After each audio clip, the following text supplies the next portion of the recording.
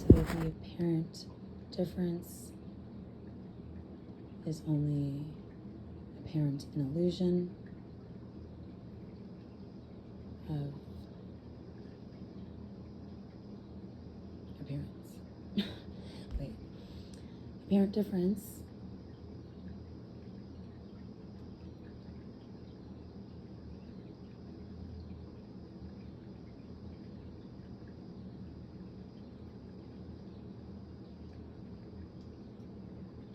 and the difference is only apparent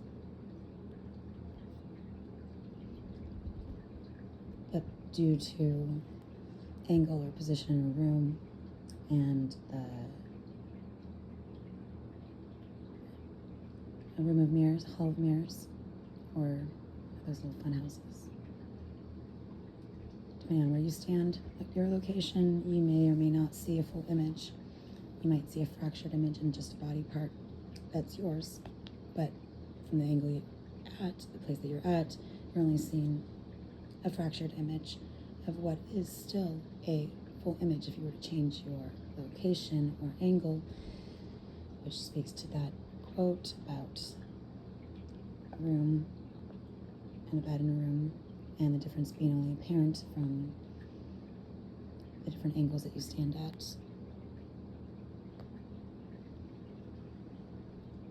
Its appearance, what I see in the mirror, is dependent on location.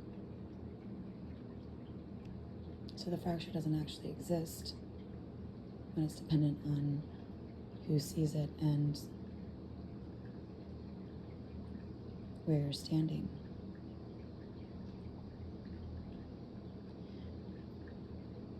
There would be still a full entity or image or mirror reflection.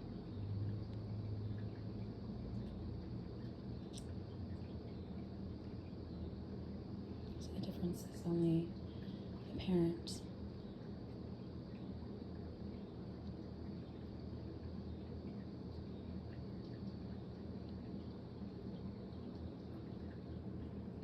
So long as, or so much as the appearance is dependent on the individual's location or angle.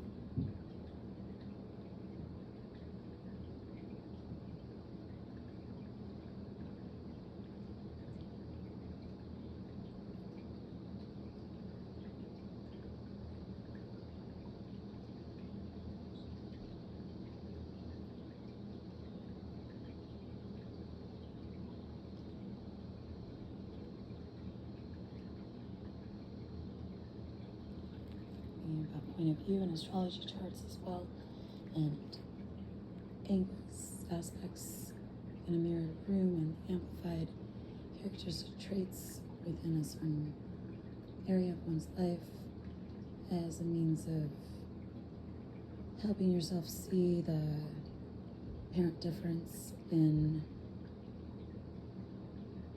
elemental ingredients within one's personality and mind. And that way of working all, in one, but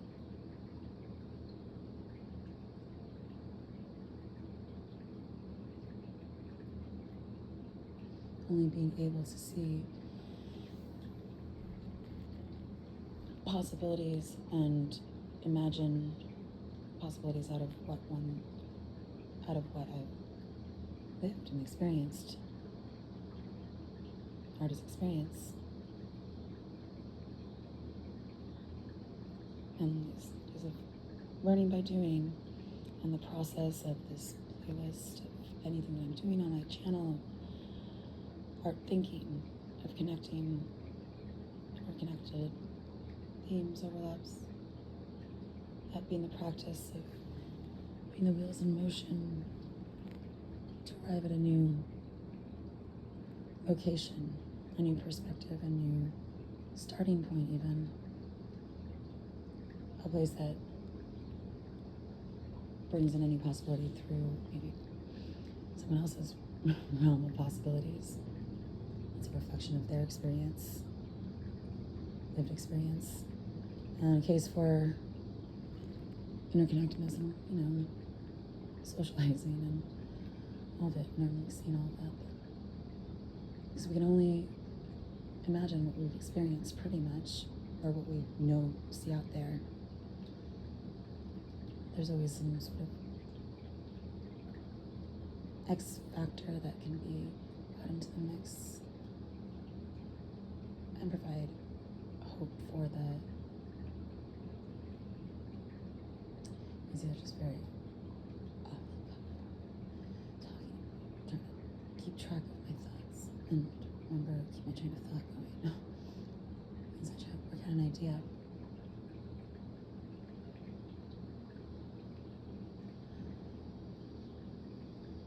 In a case where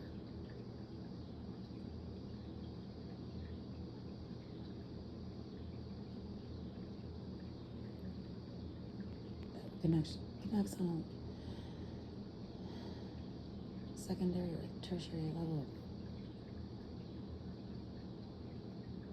I mean, beyond what people think. I mean, the connections and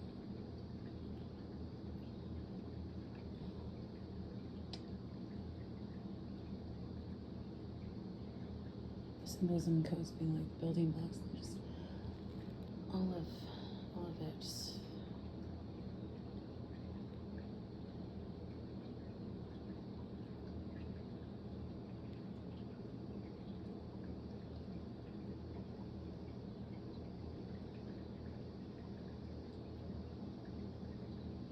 It's a conversation between Socrates, a student, talking about the location of a bed in a room.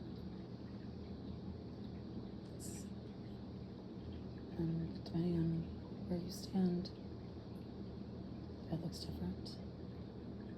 You paint it from a different angle. The picture would turn out differently. And it's just all getting at the idea of the process informing the output, and that being what our practice is, and whether you formally recognize that in your work or not, or have it as a focus, but artists are all encompassing. That is all that in order to be an artist, it has to relate to your singular perspective. Right? And it's just where you are standing and looking at things, looking at the world, looking at the situation, to imagine new possibilities. You move around within your realm of possibilities, within your room, but sometimes it takes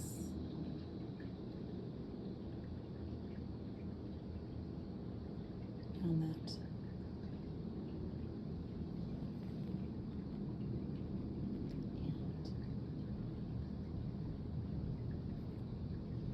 The difference.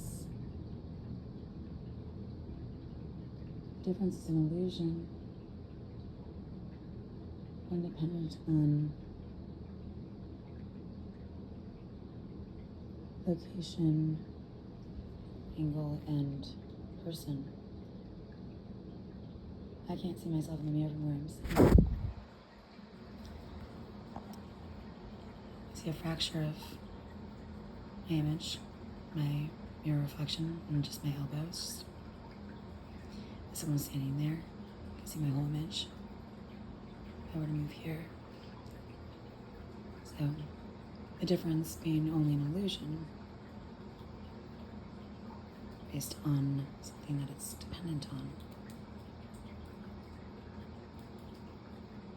Which really speaks to time and place and location and space.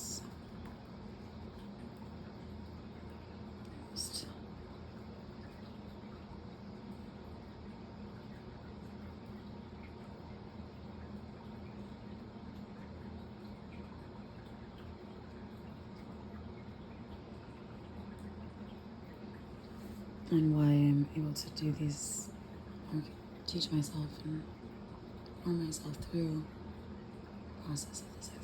exploration. Just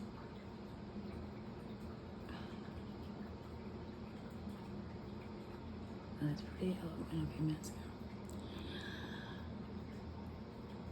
about it.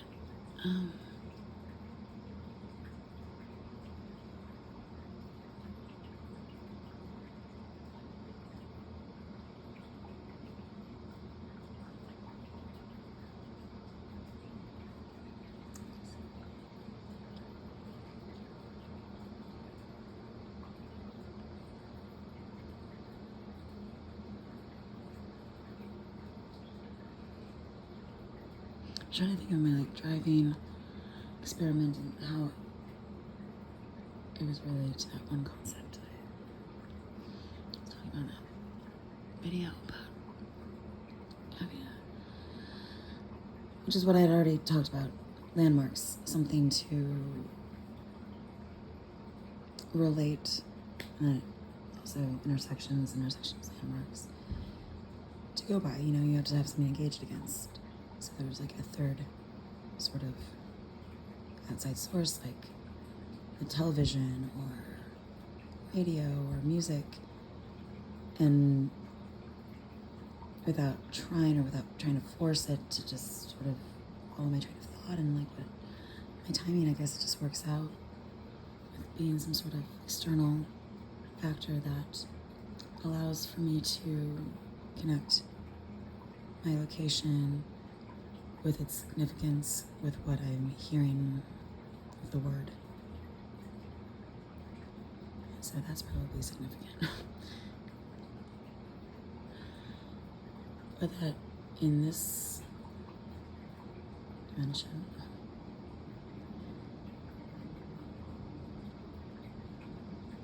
it's just interesting. You could try to think of it as the illusion of time, the illusion of difference, past, present, future, difference in image, age, what you look like, difference in being able to see all of me or part of me or none of me. But my being here in totality nonetheless. The difference in reading half a sentence within an entire paragraph explaining a beautiful concept that you've now completely degraded because of your impression within half of a sentence that, hypothetically, the difference in seeing some, seeing others, is worthwhile, is not, as animals, reincarnation, souls fractured into animals, fractures of our souls, which is why every slaughterhouse needs to be shut down. Now, basically slaughtering babies with consciousness and real thoughts.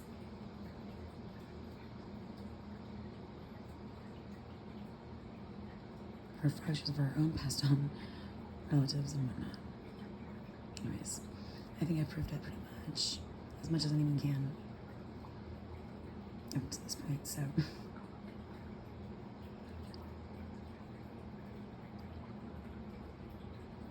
The difference in valuing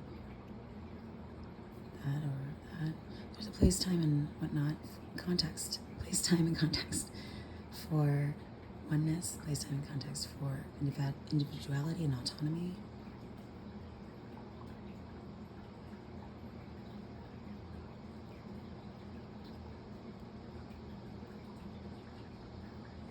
For interpretation, for respect of one's perspective, because that is what unitively makes up an artist's career, when art is all-encompassing and can be anything. You take a stance, position, you focus on that for a while. Perhaps it'll lead you somewhere new. Maybe you can change your angle, your location, and I can get a better picture of what I'm drawing, what I'm seeing, what I know to be true with experiencing. I won't know how to draw this arm until I draw it.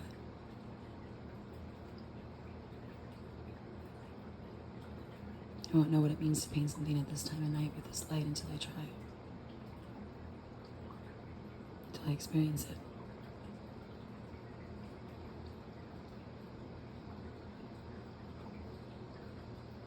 I won't know what my subject looks like in totality until I see their entire face and have a real reflection of them.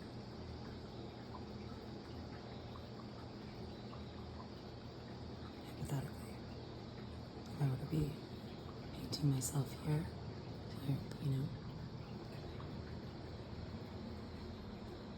fractures of a whole.